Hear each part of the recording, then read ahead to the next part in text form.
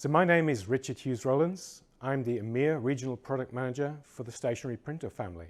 That includes the desktop printers and the industrial printers. Today I want to tell you about the new desktop printer, the entry-level value tier ZD200 series printer. At the entry level, price is often a very important factor, but you don't have to give up on features or performance with Zebra.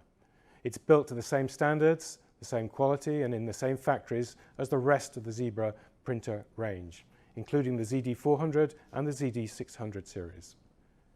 In this video, we're going to take you through unboxing the printer, setting the printer up, and in comparison with its predecessor, the GC420. So, when you get a ZD200 series printer, what do you get? You get the cardboard box we have here. Standard Zebra shipping materials, looks like any other printer at this point. So let's open it up and see what you actually get. First thing you notice, and the first thing you're going to use, if you've not done this before, is the setup guide. And we'll take a look at that a little bit later on. Also on the reverse side, we have packing instructions, should you need to get the thing back in the box at any point. Open it up, 2 power cords, standard kettle style Euro and UK power cords. A bit more unpacking, USB cable, type A, type C, standard printer cable, power supply, again pretty standard stuff for the desktop printers from Zebra. A little bit more paperwork, the safety guides, very short safety guide, very necessary safety guide in lots and lots of languages, and a new document is the regulatory guide. You'll see this in quite a lot of printers now. So this has all the compliance statements about the printer in it as well. A little bit more unpacking, and the printer itself is revealed. So let's take it out of the box and have a look. And there it is, ZD220 direct thermal model. The first thing you're going to notice, if this is the first time you've seen one, and if you're using the GC420, which is this product replaces, is the color. Color's very different.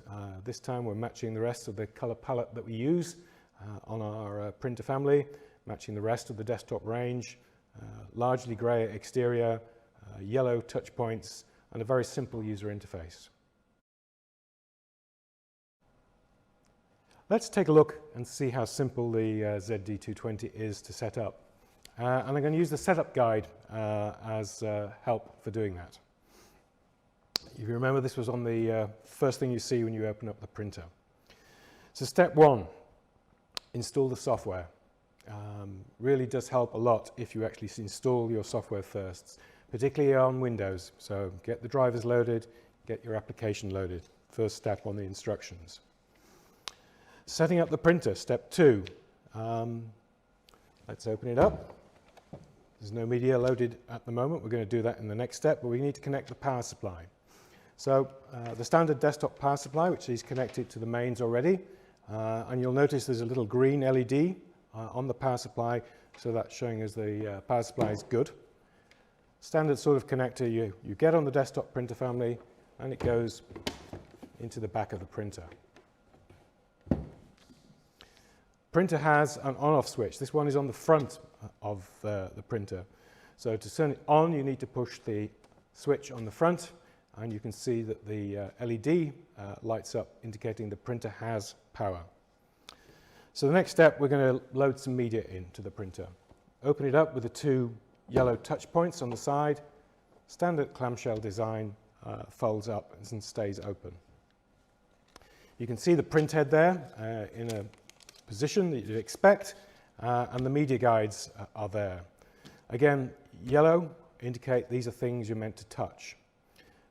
The media guides here are adjustable, so you can open them as far as you need for the media, spring-loaded, and they return. They also have a lock on them, so if you're using fan-fold media supplied externally, you can actually lock the guides into position. But we have some roller media today, so that's what we're going to use. The other thing you may need to adjust is the sensor. Again, a yellow touch point. The sensor, you can move it from the middle position all the way across to the edge. So depending on the media you're using.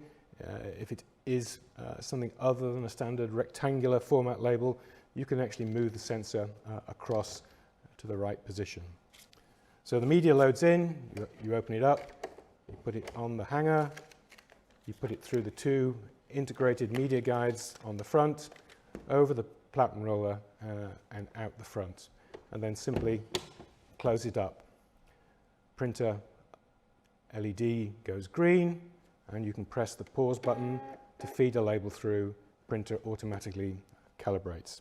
That's as simple and as easy as it is to load and set up your ZD220. The ZD220 is replacing the GC420, so let's take a look at the two printers.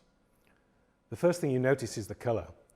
Clearly the GC is in the older style colors that we used from some years ago, whereas the ZD200 series uses the new brand look and feel. In terms of the user interface, what you see on the GC is a single control that integrates the LED, whereas on the ZD, those are separated out into a separate feed and LED status indicator. The power button is on the front of the ZD and on the rear of the GC. Let's open them up and have a look on the inside.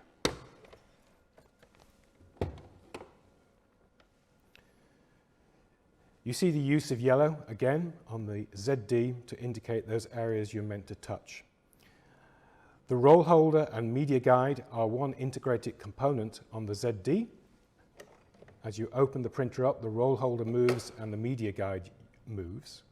On the GC, there are two independent movements.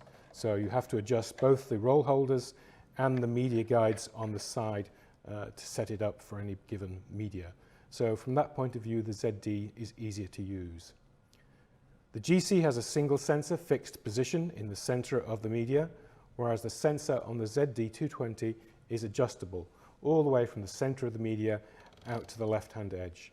So if you're using non-rectangular media, you can adjust the sensor to correctly position the label.